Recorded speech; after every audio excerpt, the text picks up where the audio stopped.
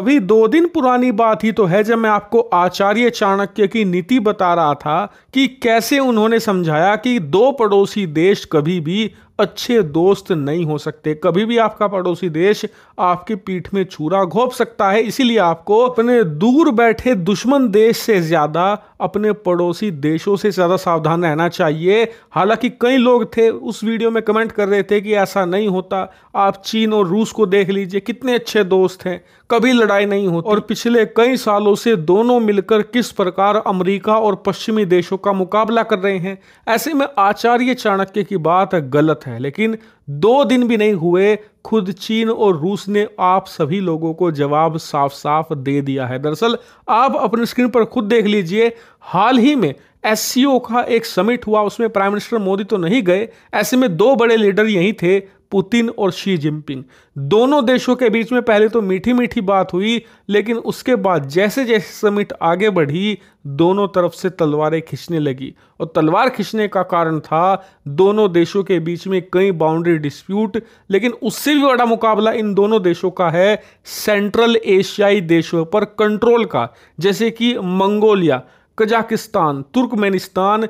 इन देशों पर चीन का कब्जा होगा या फिर रूस का पुराना प्रभुत्व बना रहेगा, इसको लेकर दोनों देशों में जबरदस्त खींचतान हुई इस एससीओ की समिट में। यहां तक कि दोनों देशों के अधिकारियों में खूब बयानबाजी भी देखने को मिली। उदाहरण के लिए रूस ने कहा कि एससीओ में शामिल तमाम जितने भी मध्य एशियाई देश हैं इनकी सिक्योरिटी पर हम ध्यान देंगे। तो चीन ने क्या कहा?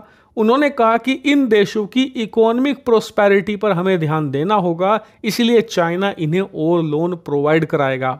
और यहीं पर रूस का सबसे बड़ा खतरा है। दरअसल रूस का प्रभाव पिछले 100 सालों से भी ज्यादा इन तमाम मध्य एशियाई देशों पर रहा है और ये देश हमेशा से ही रूस पर निर्भर रहते आए हैं। लेकिन पिछले 13 सालों में ये चीजें बदली है। 2013 में जब से शी जिनपिंग के राष्ट्रपति बनने के बाद one belt one road initiative launch किया गया, जिसे BRI यानी कि बेल्ट एंड रोड इनिशिएटिव कहा जाता है, तब से ये तमाम देश रूस की तरफ से पाला बदलकर चीन के पाले में जाते दिखे हैं। चीन ने इन देशों को खूब जमकर लोन बांटे हैं, जिससे कि इनकी निर्भरता चीन पर शिफ्ट हो चुकी है, साथ ही इनकी लॉयल्टी भी। जी हाँ, ये देश धीरे धीरे चीन के प्रति वफादार होते जा रहे हैं और ये रूस के लिए एक बहुत ज्यादा बड़ा खतरा है। रूस कभी नहीं चाहता कि इन छोटे छोटे देशों पर अमेरिका या चीन में से किसी भी देश का प्रभाव बढ़े। आप कहोगे अमेरिका का तो समझ में आया, वो रूस का प्रतिद्वंदी है और पुराना दुश्मन है। चीन क्यों? चीन तो इनका दोस्त है, बढ़ने दो प्रभाव। तो मैं आपको दिखा देता हूं चीन इनका कितना बड़ा दोस्त है। स्क्रीन पर आप देखिए, ये पिछले साल 2023 की खबर है, जब चीन ने रूस का एक जो बहुत बड़ा आइलैंड है जिसको लेकर दोनों देशों के बीच में डिस्प्यूट रहा है, उस आइलैंड को नक्शे में अपना हिस्सा बता दिया था।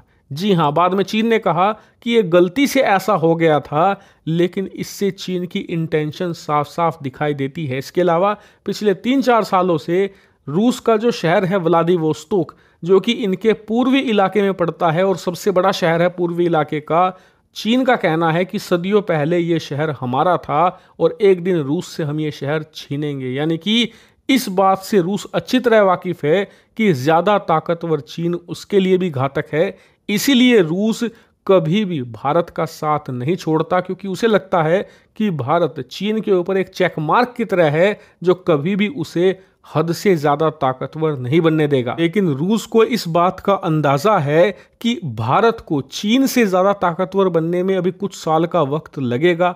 ऐसे में तब तक रूस चीन को रोकना चाहता है और इसीलिए उसने एससीओ समिट में इन छोटे छोटे देशों की सिक्योरिटी का मुद्दा उठाया, ताकि उन्हें यह मैसेज दिया जा सके कि चीन आपको फंसा रहा है, आप अपनी सिक्योरिटी का ध्यान दीजिए, क्योंकि आपकी सिक्योरिटी में रूस की सुरक्षा जुड़ी हुई है। और इससे आप अंदाजा लगाइए कि जियोपॉलिटिक्स कितनी ज्यादा कॉम्प्लिकेटेड और उलझी हुई है। जहां सुबह 2 ताकतवर नेता कहते हैं कि हम अपने संबंधों के इतिहास की ऊंचाइयों पर ले जाएंगे, शाम होते होते वो एक दूसरे की काट करने लगते हैं और अगली सुबह होते होते ऐसी बड़ी बड़ी डील करते हैं कि आप अचंभे में आ जाओ कि ये दोस्त हैं या फिर दुश्मन।